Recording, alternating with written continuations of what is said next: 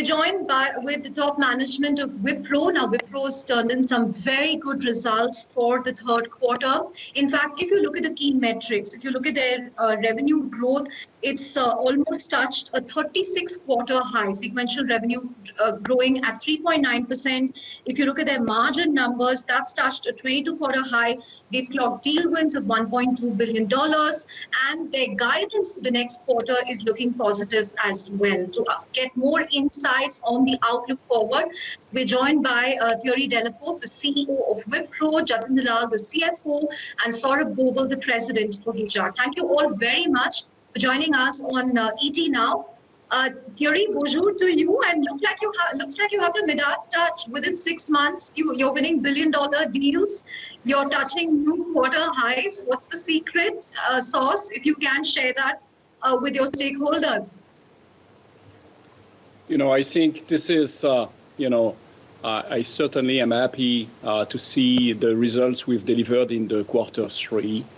I consider, however, that this is a journey, and so, we don't want to only hit a good quarter or two. We want to drive, Wipro to where it belongs, as I said in one of our interactions recently. So from that standpoint, what we had said, Chandra, we had said in Q3, we want to perform while we'll transform. And we have tremendously transformed, I believe, in 6 months, really redefining the way we go to clients, the way we are prioritizing our markets, the way we are pushing our strategic offerings, the focus on talent and on performance, and the simplification of our model. And indeed, in the last quarter, I think we've been able to really drive a lot of transformation while keeping an obsessive focus on the market, on our clients, connecting with them every day, making sure that we are here for them, that we deliver top quality work, but also that we come with proactive ideas. And I think, frankly, Chandra, there is no magic. There is a great new leadership team in place, highly motivated, very confident, and having a lot of fun. Right. But you know what Napoleon said, right? He said, I need generals who are lucky more than anything else. So at least you've been able to bring that factor to Wipro. But just a quick follow-up to that, Thierry. You've also announced a mega reorganization exercise that's come into effect from January 1st, 2021. Now, you've sort of hit that momentum, but what are you doing to ensure that this doesn't slow that down or distract you in any way? Because you will see some veterans, some senior leaders leaving, verticals getting reorganized. What are you really doing to ensure that you're able to sustain this momentum through the year and next year as well? There's only one speech that matters in Wipro. It's talking about client. It's about focusing on the market. And so, Chandra, there is not one single leadership meeting that starts with another topic than our sales activity. What are we doing with clients? We are connecting with customers every day, and I know the team does the same. So that is the obsessive focus that I was talking about. This is us, constantly making sure that nothing in organizational changes would derive us from the focus we have on the market. There's another point maybe that has its importance. It's the fact that if we have shifted to the new organization model on January 1st, we've really started the transition in the last quarter. And a lot of the leaders are already in place. They are already in full speed, really working with their employees and clients and partners.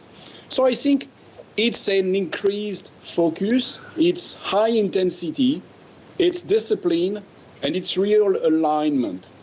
I think what we've achieved with this organization model and change is to build what we call the one Wipro.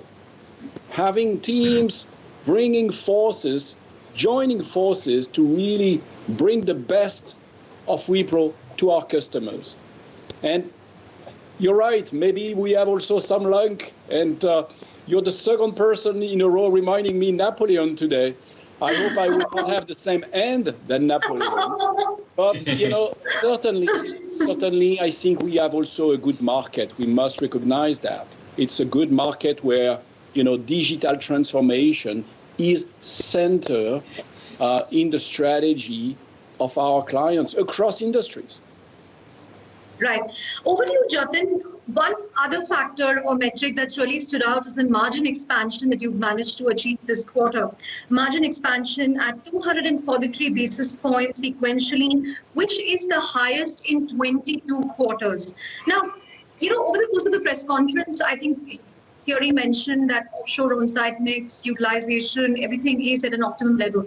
So in terms of the metrics that you can mine going forward, what will they be? Because while SG&A is down now, travel costs might go up again with a vaccine coming and people starting to travel again. So what metrics do you really have here? What headroom do you have?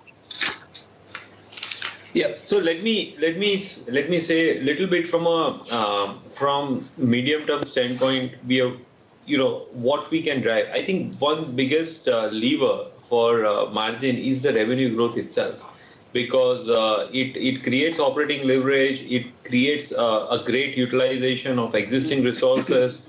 It helps us rotate our employees to newer projects and so on and so forth. So I think the growth itself is a big catalyst for margin expansion or margin sustenance.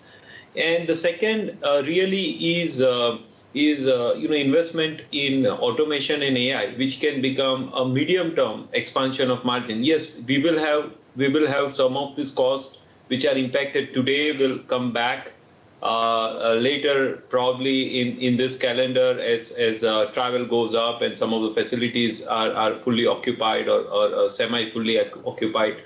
But we have to keep those levers in mind.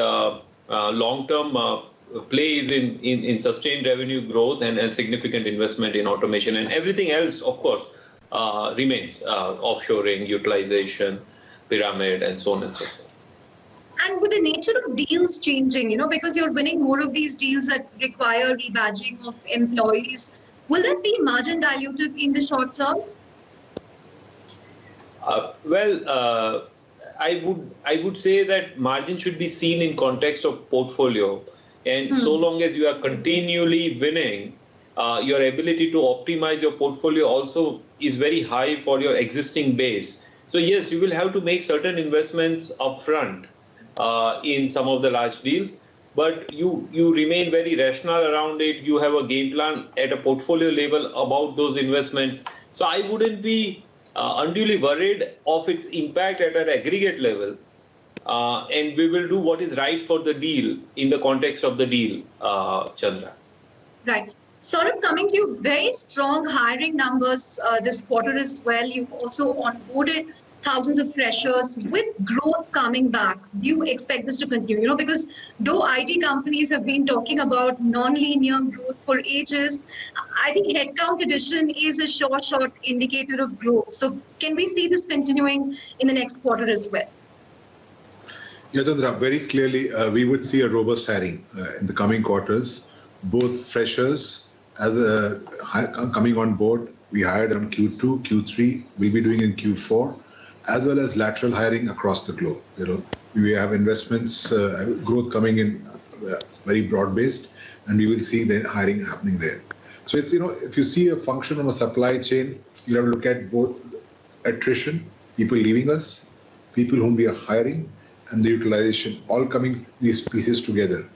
And if you look at it, we have managed this process extremely well. Our utilization also for this quarter has been fairly effective. Net of leave, it's again a record, 4% more than year-on-year last year. And I personally believe that hiring will continue to be very robust. Supply side, there will be no constraints to manage the momentum on the growth side. And Saurabh, you recently, I think, extended the work from home provision, I think, till April or something like that, if I'm not mistaken. What percentage of your employees are currently working from home? Will this continue beyond April? Because, with the government of India also rolling out vaccines are already being administered in the US and Europe. Will you see this changing? Are you kind of seeing more employees come back to campus? So there are two parts to it. One is currently we have about 2.5% of our employees working from our offices, 5% working from our clients, and the balance working from home. So if that's the split of our workforce. So about 98% of your employees still, 97% of your employees still working from home, right? 97.5. 2.5 from home, from office, 5% from our client premises. Okay. So about 90 to 93% are working from home. So that's the way it is. And this definitely would change as we go forward, as things become, but we don't want to call it out. One thing which we want to say is that Wipro's point of view on this is that it will be a hybrid model where people have working in the long term, and we have people working from home as well as office. It's not going to be either or kind of a thing. But how things pan out, it will be very geography specific. It will be how the pandemic moves, and then we'll take it from there. So we are living it quarter by quarter or month by month. Right. Thierry, your friend Salil Parekh just said a while ago that they expect double-digit growth in FY22. It's something that the TCS CEO also said last week. So is this the year, or is this going to be the fiscal where we will see double-digit growth return to Wipro apart from industry-level growth? Give us some crystal gazing here. Do some crystal gazing for us. Chandra, we just guided for Q4 growth. We will come back to you for what we can project for the fiscal year 22 in a couple of months from now. But do you see double-digit growth returning to the industry? Because people are calling this, another Y2K moment for the IT industry. There is a good momentum in the industry. Whether it is, which number I cannot tell you, but I think there is a good momentum at the moment.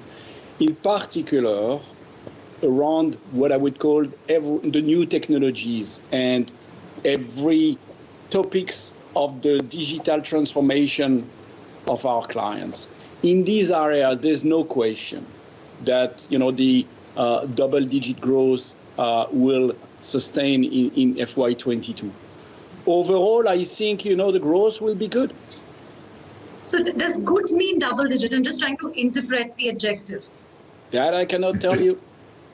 You have to give me a headline. Now, because Chandra, my style and the way we want to progress over the next quarters is we want to progress step by step.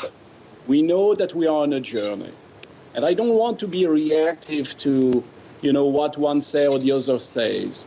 We have our own trajectory. We know what we are doing, what we want to do in Q4, the perspective for the next years. It's very clear that we will have the ambition to grow, to accelerate the growth. And as I said, we will accelerate the growth and then be at the level of growth of our best competitors, and then we will grow faster. Because This is the new plan for Wipro. Right. Just a follow-up question to the reorganization. Considering Bhanumati is retiring as COO, will you kind of look for another COO? Because I'm assuming you will need someone in Bangalore to oversee the execution with you based in Paris. Have you kind of decided on that? I will have a head of operations who is, I announced him, Sanjeev Singh, who will take over from Banu. Sanjeev has done a fabulous job in managing our Indian operations, our government Indian operations, and risk management over the last quarters. So Sanjeev is going to take over. He's actually already in action now. And frankly, I'm not worried about, having leadership in Bangalore. You have on the screen here two very, very strong leaders as well. who have a very, very close and firm eye on everything that is happening in the organization, and they are fantastic partners for me. So I feel very comfortable with the way we have set up our organization. And, I think this is, giving a good balance between operations and functions. Right. Final question, Thierry, before I wrap up. You mentioned that I think 4 out of 7 verticals sort of saw 4 percentage plus kind of growth. You mentioned during the press conference. I'm just wondering, BFSI and communication hasn't seen as much traction as was expected. So what trends are you seeing there? Do you expect a bounce back in the coming quarter? Two very different realities. BFSI is a very strong industry for us, very strong sector. We have a strong machine. We have very solid clients that we've had for years. We are growing these accounts, and we will definitely continue to accelerate and grow well over the next quarters. Communication is a sector where our base is smaller, and we are still relying on few accounts and not enough accounts. And so it's clear that it's going to be an area of investment for us in the next quarters. But you will see an acceleration of the growth of comms as well. Right. On that note, thank you all very much for joining us in ET Now and taking us through the earnings for the third quarter. Thank you very much. Thank you, Chandra. Thanks, Chandra. Thank you, Chandra. Thank you. Bye-bye.